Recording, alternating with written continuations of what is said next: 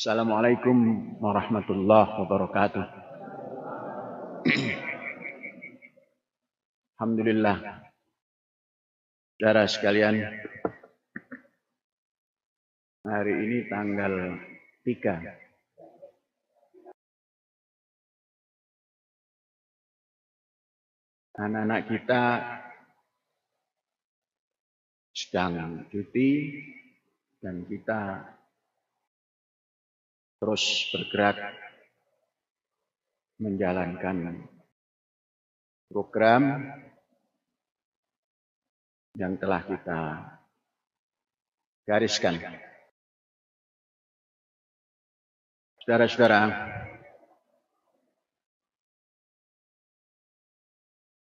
dua Jumat yang lalu kita musyawarahkan tentang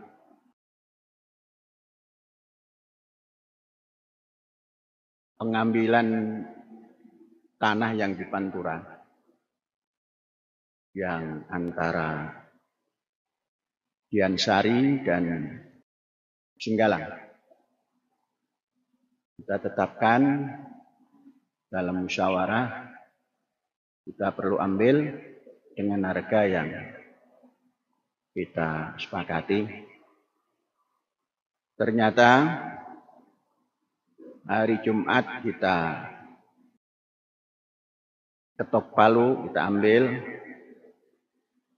Kemudian hari Sabtu dan Ahad kita nego dengan yang punya sampai selesai dengan harga 25% di bawah yang kita ketok palu dalam musyawarah.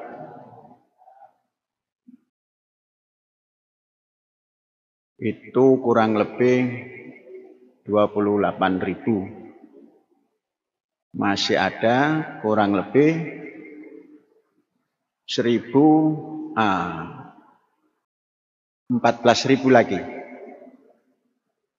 milik dua orang.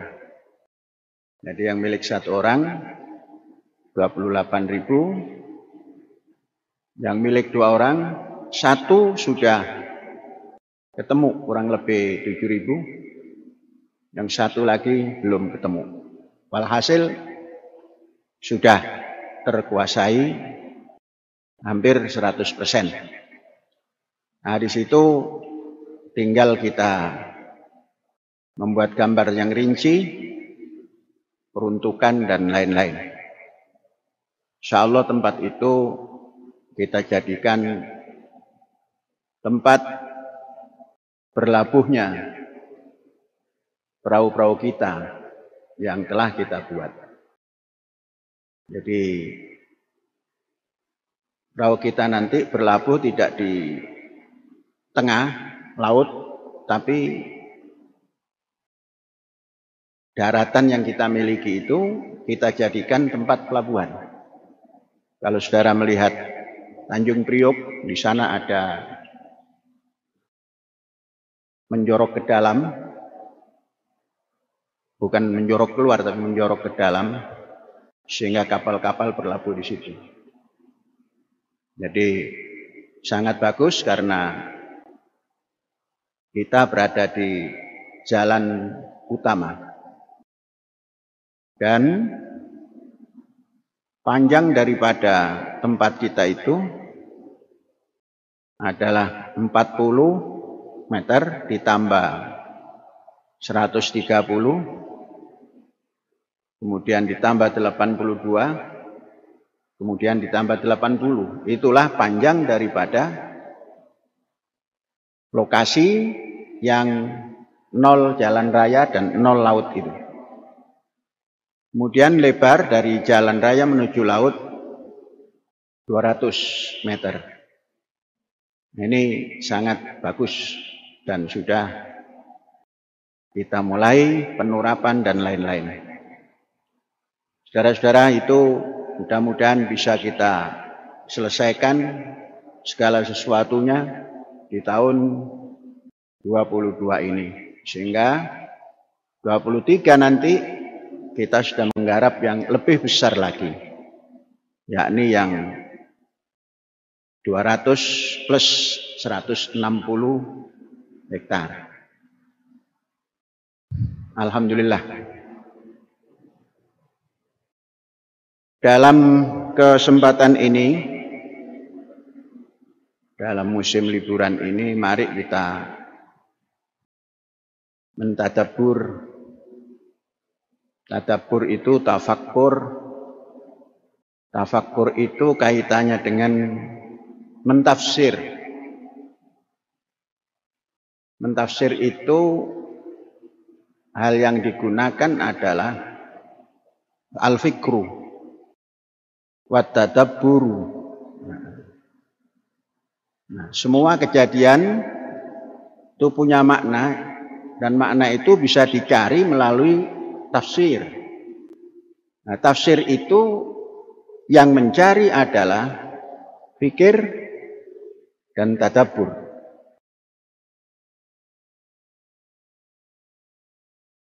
Saudara-saudara, dalam iman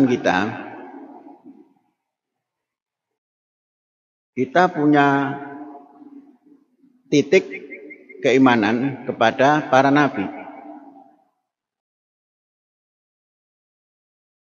Yang kita pahami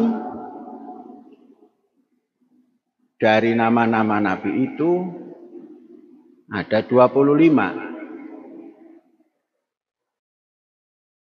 Ada nabi yang fungsinya nabi, ada juga yang berfungsi sebagai rasul. Biasanya rasul itu pembawa risalah,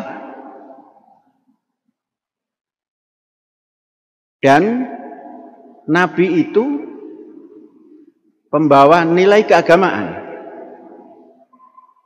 nilai keyakinan.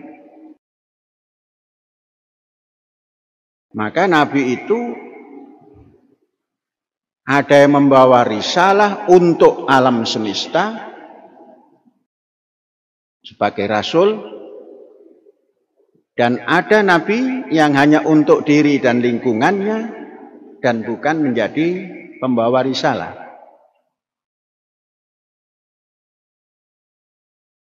Kita mengimani Nabi Muhammad terus ke atas. Kalau kita balik, setelah Muhammad kita imani, kemudian Isa, kemudian Yahya, dan terus ke atas sampai ketemu Adam. Di situ kita dipahamkan, laqad kana lakum fi rasulillahi uswatun hasanatun. Untuk umat beriman ini ada contoh yang baik dari pembawa risalah Allah. Kita membaca Al-Quran, wa ma arsalnaka illa rahmatan lil alamin. Engkau diutus hanya untuk membawa risalah, yang risalahnya itu sebagai rahmatan lil alamin. Membawa risalah rahmatan lil alamin. Muhammad sallallahu alaihi wasallam dan risalah-risalah para rasul yang lain. Kemudian doa yang diberikan kepada kita oleh Rasul Muhammad dalam kenabiannya, itu kita dihubungkan kepada siapa yang harus diberikan ikatan para rasul itu. Tatkala Nabi Muhammad ditanya bagaimana kita berselawat padamu ya Rasulullah, maka suruh mengucapkan Allahumma sholli ala Muhammad wa ala ali Muhammad kama shallaita ala Ibrahim. Nah, Mengapa hanya Ibrahim? Wa ala ali Ibrahim. Tidak disebutkan alinya itu. Ini apa kaitannya? Kalau di dalam Injil, Nabi Isa itu silsilahnya, Isa, kemudian Daud, kemudian Ibrahim. Kalau kita membaca silsilah Nabi Muhammad, itu Allahumma sholli ala Muhammad wa ala ali Muhammad, tidak disebutkan satu-satu. Kama shollaita ala Ibrahim. Jadi kalau Nabi Isa kaitannya ada Daud, Nabi Muhammad kaitannya kepada Ibrahim saja. Jadi tidak terputus. Maka mengapa begitu? Millata abikum Ibrahim huwa sammakumul muslimin min qablu wa fi hadza.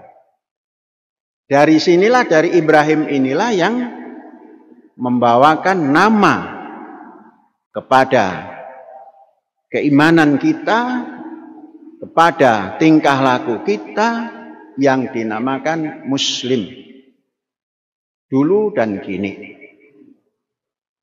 Saudara-saudara, kalau dibaca seperti itu,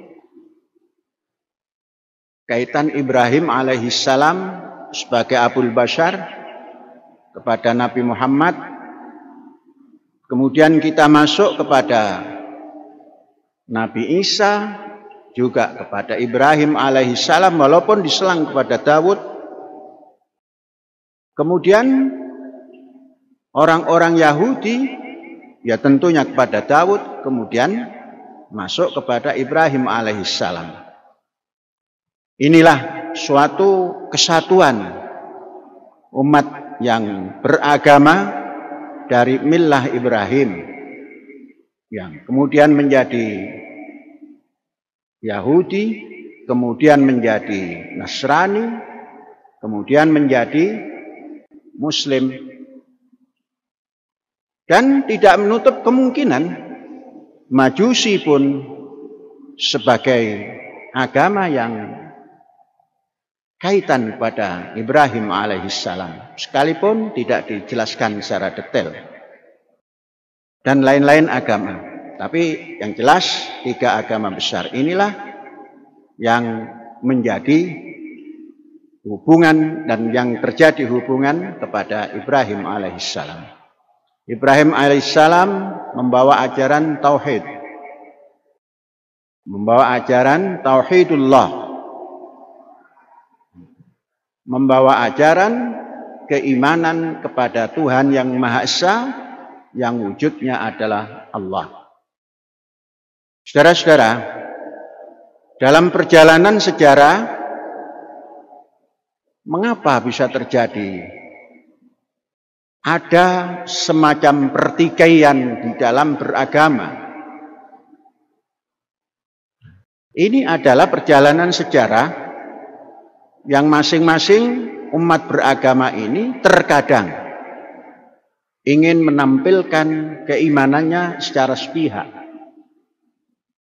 Andainya umat manusia ini masing-masing berpegang pada ajarannya dan tidak menyerang pada ajaran yang lain, dia akan ketemu di ujung, yakni ajaran bapak manusia yang namanya Ibrahim, yang intinya adalah tauhid.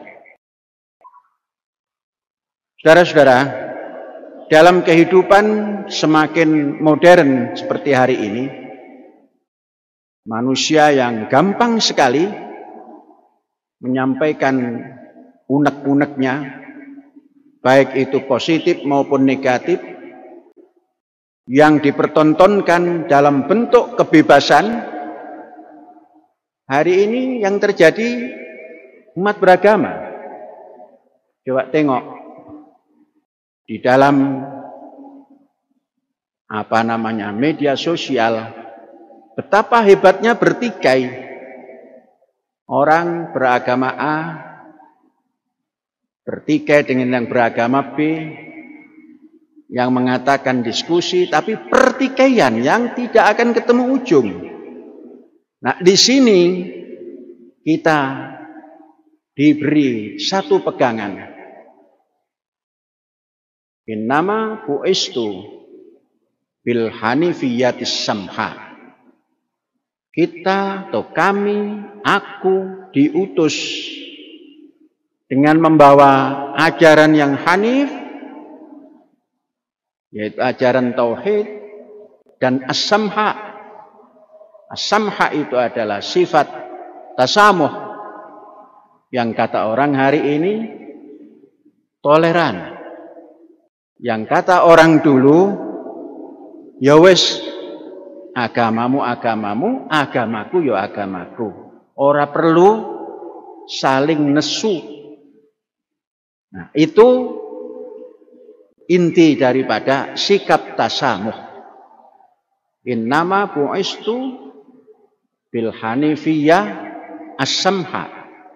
Aku dibekali sebagai pembawa risalah yang membawa ajaran tauhid dan toleran. Saudara-saudara, semboyan toleran sudah kita pancangkan di prasasti.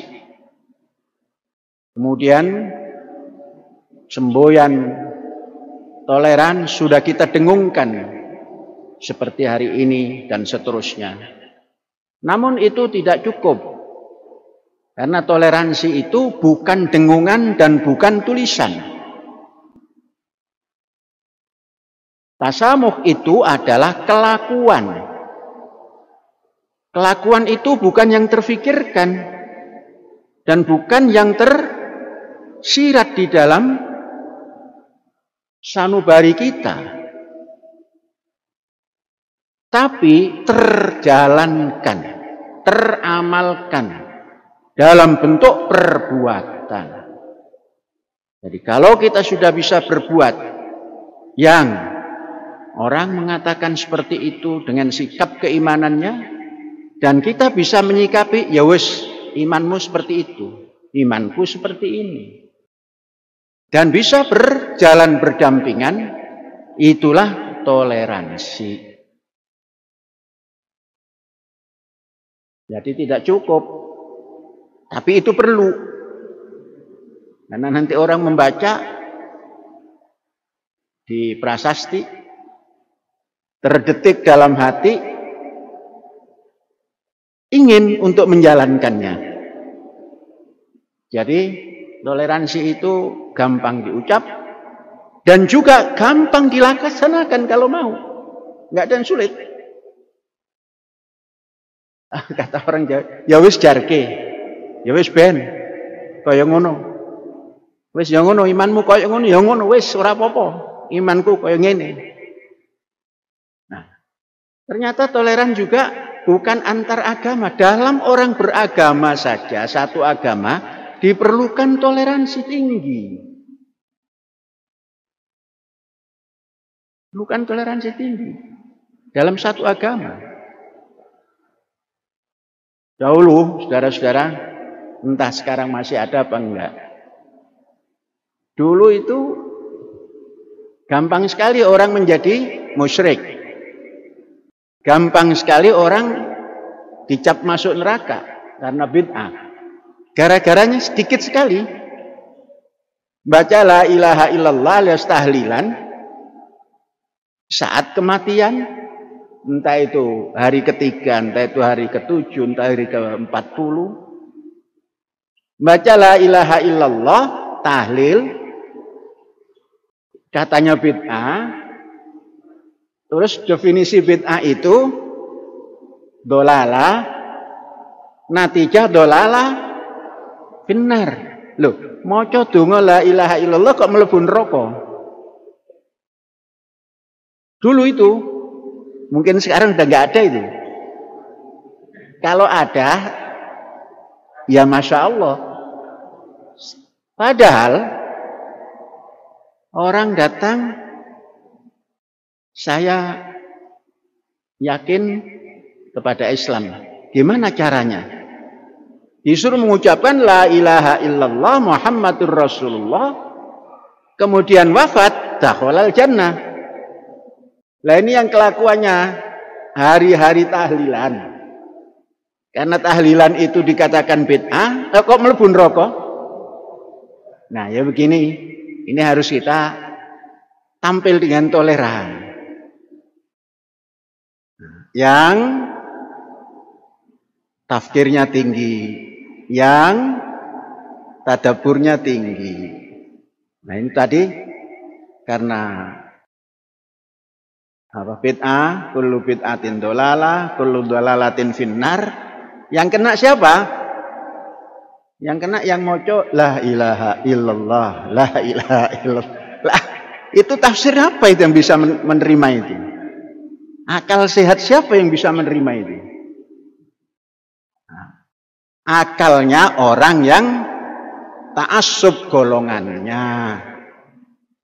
Maka ta'assub golongan yang seperti itu harus kita luruskan. Mas, sampean itu gimana? Orang baca la ilaha illallah kok terus tempatnya neraka. Coba sampean pikir gitu. Nah, saudara-saudara, mengendorkan apa namanya sepaneng yang bid'ah seperti tadi itu perlu pemikiran yang jernih dan merdeka. Jernih dan merdeka. Wallahu a'lam bishawab. Walhamdulillahirabbil alamin. Merdeka.